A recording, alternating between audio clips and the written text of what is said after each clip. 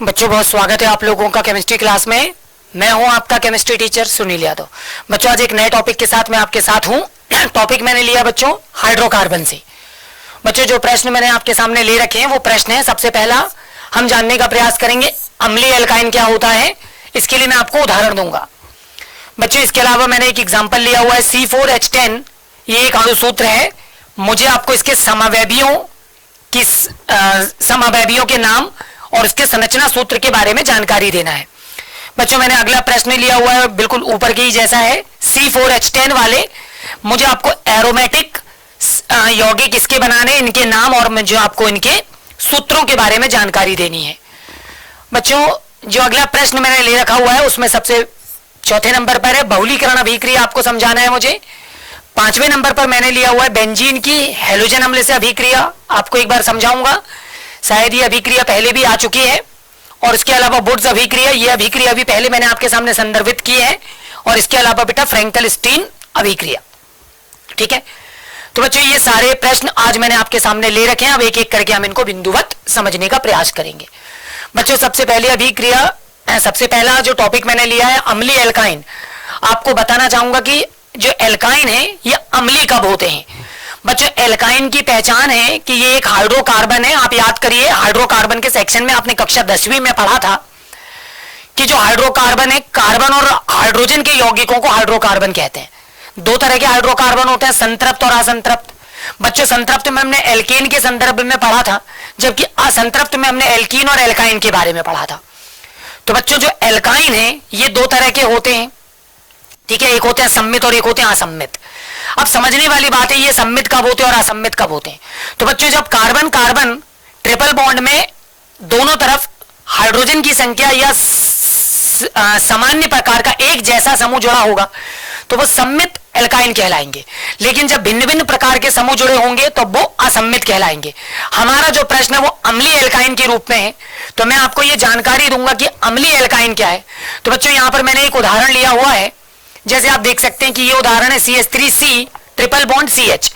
तो बच्चों अगर आपको ये बताना है कि अम्लीय एल्काइन क्या होता है तो आप एल्काइन में ये देखिए कि जिन कार्बन के बीच में कार्बन के बीच में ट्रिपल बॉन्ड बन रहा है तो किस कार्बन पर हाइड्रोजन जुड़ा हुआ है। तो यहां पर आप देखिए CH3 ग्रुप जुड़ा है, जबकि इस एक कार्बन पर एक हाइड्रोजन जुड़ा हुआ है। तो बच्चों ये जो हाइड्रोजन होगा ये अम्लीय हाइड्रोजन कहलाएगा, यानी कि ये जो एल्काइन है ये एक अम्लीय एल्काइन होगा। इसी तरह से अगर अगले यौगिक को ले रहा हूं तो अगले यौगिक में देखिए CH3CH2C ट्रिपल बॉन्ड CH। तो यहां पर आप देखेंगे कार्बन और CH के बीच में इस कार्बन के साथ जो ग्रुप जुड़ा वो CH2 है, जबकि दूसरे तरफ के कार्बन पर केवल एक हाइड्रोजन है। इसका मतलब ये भी एक अम्लीय एल्काइन है। यानी आपको ये देखना है कि ट्रिपल बॉन्ड वाले कार्बन पर अगर कोई हाइड्रोजन डायरेक्टली कार्बन से जुड़ा हुआ एसोसिएटेड है, जुड़ा हुआ है उसके साथ, तो निश्चित रूप से जो एल्काइन होंगे वो अम्लीय हो जाएंगे। ठीक है बच्चों, ठीक। बच्चों दूसरा मैंने आपके सामने ले रखा हुआ है समवैवी। तो बच्चों जैसे कि C4H10 है ना, C4H10 सामान्यतः ये ब्यूटेन का एक अणुसूत्र है। इसका पहला समवैवी मैंने आपके सामने रिटर्न किया हुआ है। 4 कार्बन है बच्चों, देखिए 1 2 3 4 कार्बन, 10 हाइड्रोजन है तो 3 2 5 2 7 और 3 10 हाइड्रोजन। तो बच्चों C4H10 से ये पहला यौगिक निर्मित होगा, जबकि इससे एक दूसरा यौगिक निर्मित है 1 2 3 और 1 4 कार्बन, 3 3 6 3 9 और 1 10 हाइड्रोजन। तो ये 2 यौगिक संभव है बच्चों, ठीक है। जो पहला यौगिक बच्चों मैंने आपके सामने मेंशन कर रखा हुआ है, मैं उसका नाम आपको जल्दी से बता देता हूं। बच्चों जो पहला यौगिक है उसका नाम है ब्यूटेन, इसका नाम है ब्यूटेन। आप चाहें तो सामने नॉर्मल शब्द लगा सकते हैं तो ये नॉर्मल ब्यूटेन हो जाएगा। बच्चों जो दूसरा वाला कंपाउंड है तो इसमें यहां पर आप देख सकते हैं ये जो श्रृंखला आप चुन लेंगे ये मुख्य श्रृंखला हो जाएगी। ये नंबर 1, ये नंबर 2, ये नंबर 3 हो जाएगा। सेकेंड नंबर के कार्बन पर आपका मेथिल ग्रुप है तो इसको आप लिख देंगे 2 मेथिल, ठीक है बच्चों। और मुख्य श्रृंखला में बच्चों, मुख्य श्रृंखला में केवल 3 कार्बन है, इसलिए आप नीचे सीधा सीधा लिख दीजिए प्रोपेन। तो बच्चों कंपाउंड का नाम हो जाएगा 2 मेथिल प्रोपेन, ठीक है। तो इस तरह से हमने आपको C4H10 के ये 2 समवैवी हैं जिनके बारे में मैंने आपको जानकारी दी। बच्चों अगला जो प्रश्न मैंने आपके सामने ले रखा हुआ वो है एरोमेटिक समवैवी। बच्चों जो सूत्र हमको दिया हुआ था है ना C8 C4H10 के रूप में। उसके आधार पर ये 3 समावयवी बने हुए हैं। ये जो 3 एरोमेटिक समावयवी है इनके बारे में आप जान लीजिए। ये समावयवी जाइलीन के रूप में प्राप्त हैं आपको। ये जो पहला वाला कंपाउंड है ये कंपाउंड आपका पैराजाइलीन है बच्चों। दूसरा वाला कंपाउंड आपका मेटाजाइलीन है, सॉरी पहला वाला जो है वो ऑर्थोजाइलीन है, दूसरा वाला मेटाजाइलीन और तीसरा वाला जो है वो पैराजाइलीन है। ठीक है, समझने वाली बात है कि यहां पर जो मेथिल ग्रुप है वो 1 और 2 नंबर के कार्बन पर होते हैं तो ये ऑर्थोजाइलीन होता है बच्चों। जब वो 1 और 3 नंबर के कार्बन पर होते हैं ना तब उस कंडीशन में वो मेटाजाइलीन होता है। 1 के रिस्पेक्ट में बच्चों जब आपका मेथिल ग्रुप 4 नंबर के कार्बन पर होता है तब वो पैराजाइलीन होता है बच्चों। इन दोनों ग्रुपों को जोड़कर डायरेक्ट C2H5 भी बनाया जा सकता था। तो ये जो कंपाउंड बना ये एथिल बेंजीन के रूप में भी जाना जाएगा, है ना। तो बच्चों याद रखिए कि समावयवी एरोमेटिक अगर आपको C4H10 के बनाने हो तो उसके ये 4 एरोमेटिक समावयवी हैं। ठीक है, और मैंने आपको इनके बारे में जानकारी दी बच्चों। जो अगला प्रश्न मैंने आपके सामने ले रखा हुआ वो है बहुलीकरण। आपको संक्षिप्त में पहले बहुलीकरण का स्टेटमेंट बताता हूं कि बहुलीकरण क्या होता है बच्चों। एक ही यौगिक के 2 या 2 से अधिक अणु जो आपस में जुड़कर एक उच्च अणुभार या उच्च द्रव्यमान का यौगिक बनाते हैं। तो जो उच्च अणुभार या उच्च द्रव्यमान का जो यौगिक बनेगा उसको हम बोलेंगे बहुलक। और इस तरह से बहुलक बनाने की जो क्रिया होगी बच्चों उस क्रिया को हम क्या बोलेंगे, बहुलीकरण। तो ये क्रिया कहलाएगी बहुलीकरण, पॉलीमराइजेशन। बच्चों बहुलीकरण के बहुत सारे एग्जाम्पल है।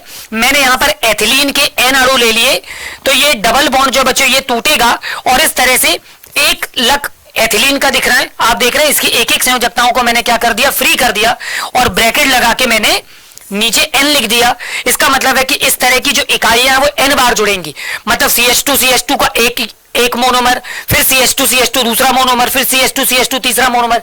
इस तरह से ये असंख्य टाइम एक दूसरे से जुड़ जाएंगे और ये जब लगातार जुड़ते जाएंगे बच्चों तो इससे जो एक नया उच्च द्रव्यमान का यौगिक आप प्राप्त करोगे वो बहुलक कहलाएगा और ये प्रक्रिया आपकी क्या कहलाएगी, बहुलीकरण कहलाएगी बच्चों। इसके अलावा मैंने आपके सामने जो प्रश्न ले रखा हुआ है वो प्रश्न था बेंजीन पर हेलोजन की क्रिया।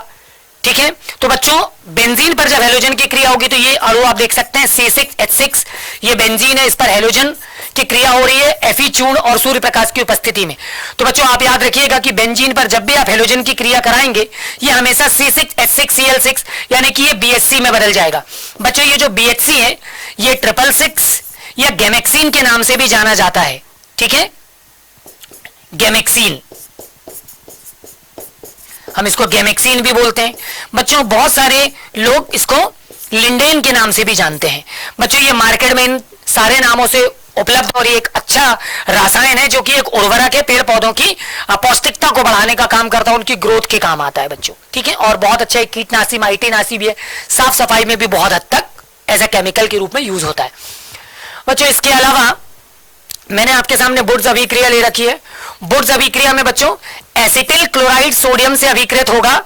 एसिटिल क्लोराइड के 2 अणु लिए हुए हैं तो बच्चों यहां पर दोनों हेलोजन वाले जो पार्ट हैं ये सोडियम से रिएक्ट कर जाएंगे। ठीक है, देखिए ये सोडियम से जुड़ जाएंगे और ये सबसे पहले सोडियम क्लोराइड में बदल जाएंगे बच्चों। जबकि ये CH3 इस CH3 के साथ एसोसिएटेड हो जाएगा, जुड़ जाएगा और इस तरह से ये उच्च द्रव्यमान के हाइड्रोकार्बन एल्केन में बदल जाएंगे बच्चों। ये अभिक्रिया कहलाएगी वुड्स अभिक्रिया बच्चों। बहुत अच्छी तरह से याद रखिएगा कि वुड्स अभिक्रिया में एज अ उत्प्रेरक हम किसका प्रयोग करते हैं, हम यहाँ पे शुष्क ईथर का प्रयोग करते हैं। मतलब ऐसी ईथर बच्चों जिसमें पानी की मात्रा बिल्कुल भी ना हो, प्योर ईथर हो, उसको शुष्क ईथर बोलेंगे।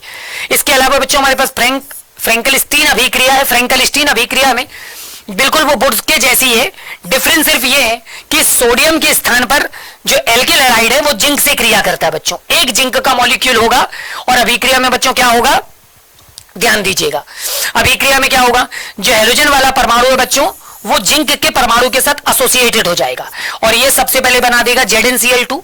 ये अभिक्रिया भी बच्चों ईथर की उपस्थिति में होगी।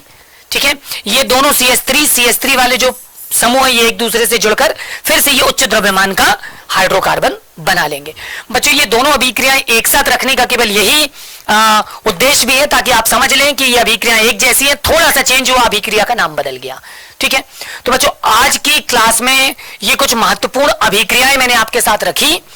इसी तरह की कुछ और भी इंटरेस्टिंग अभिक्रियाओं के साथ आपसे पुनः मुलाकात होगी। तब तक अपना ख्याल रखिए।